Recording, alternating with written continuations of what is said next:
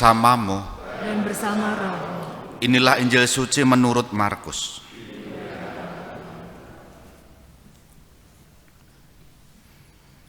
Pada suatu hari, datanglah kepada Yesus beberapa orang Saduki yang berpendapat bahwa tidak ada kebangkitan.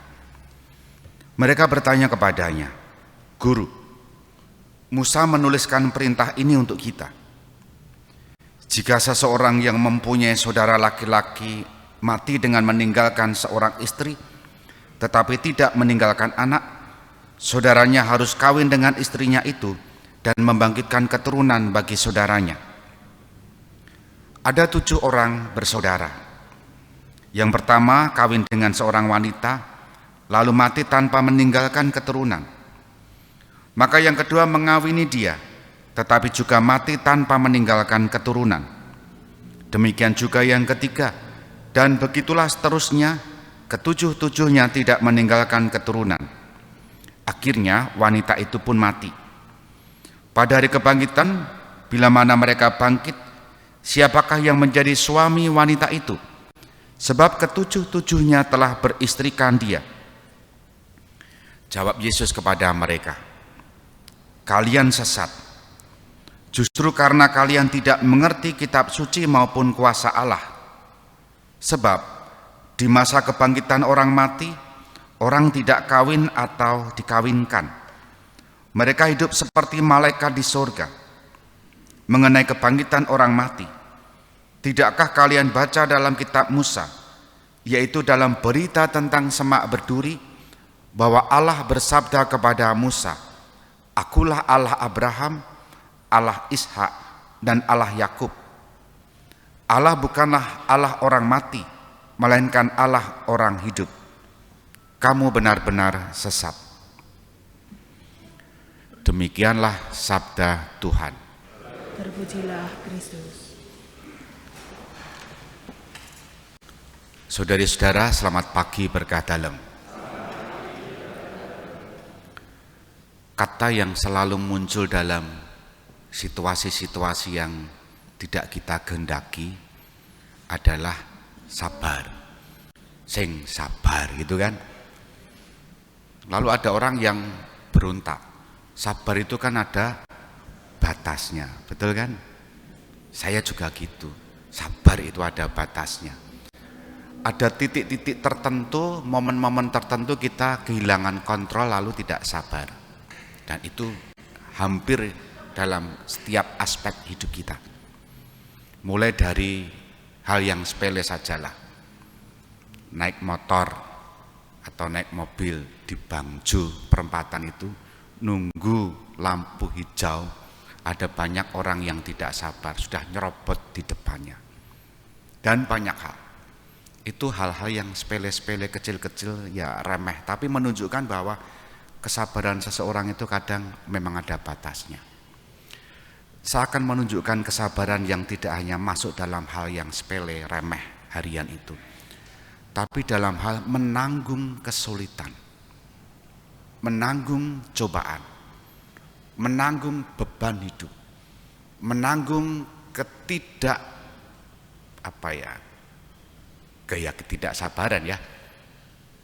Utamanya dalam hal apa? Dalam hal penderitaan, dalam hal kesulitan hidup. Dek nganti kapan iki rampung?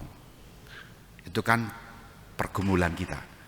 Sampai kapan ini selesai? Nah, dalam banyak kasus, ketika orang tidak sabar menghadapi kesulitan hidup, atau bahasa menterengnya penderitaan hidup, biasanya orang sabar, tapi ada juga orang yang tidak sabar. Yang tidak sabar biasanya melakukan apa kira-kira? Kira-kira nek wis bludrek, wis buntu dalane, njur ngopo? Iya ta? Bunuh diri. Seolah-olah bunuh diri itu menjadi satu-satunya jalan untuk menyudahi penderitaan, untuk menyudahi kegalauan hidup. Padahal dalam kelakar kita barangkali, guyonan kita,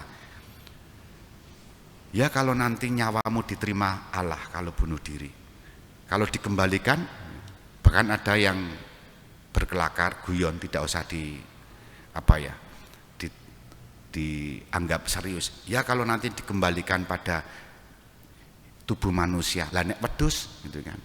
Nyawanya dikembali ke kambing gimana? Itu kan pergulatan juga kan. Hari ini kita diberi contoh inspirasi yang bagi saya bagus, Tobit ya, dan juga Sarah. Tobit itu kurang apa?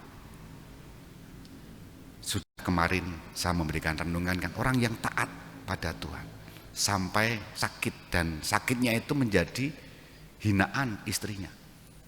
Lalu Tobit berdoa.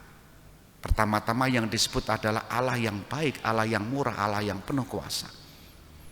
Sampai dia bergumul, cabutlah nyawaku gitu kan, supaya tidak menanggung malu dan nista dan seterusnya.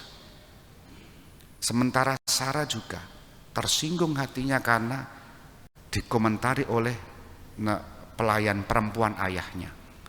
Terkait apa? Suami-suaminya yang meninggal dan dia tidak mendapatkan keturunan. Betapa kehilangan harga diri jika seorang perempuan waktu itu tidak mendapatkan keturunan. Sampai dalam doanya si Sarah, cabutlah nyawaku, kira-kira seperti itu. Gambaran betapa orang dalam kesulitan, dalam penderitaan, dalam pergumulan yang tak tertahankan, kadang bunuh diri itu menjadi solusi. Kita dihadapkan itu kerap kali. Hari ini kita diberi contoh bertahan dan mohon kepada Tuhan. Biarkanlah Tuhan menjadi jawaban, bukan keputusan kita sendiri yang menjadi jawaban atas kesulitan kita. Dan tadi kita mendengar Tobit dikabulkan doanya, sembuh. Sarah dikabulkan doanya, dia mendapatkan suami dari anak Tobit. Perjalanan hidup kita masing-masing panjang. Ada banyak kejutan-kejutan di kemudian hari yang kita sendiri tidak tahu. Tapi mari kita bangun keyakinan dalam situasi yang berat apapun, Tuhan masih memelihara kita, menyelenggarakan hidup kita. Bahkan sampai kita mati pun Tuhan menjadi Allah kita. Sebab Allah yang kita imani adalah Allah orang hidup, bukan Allah orang mati, seperti yang diwartakan dalam bacaan Injil hari ini. Kita hening sejenak.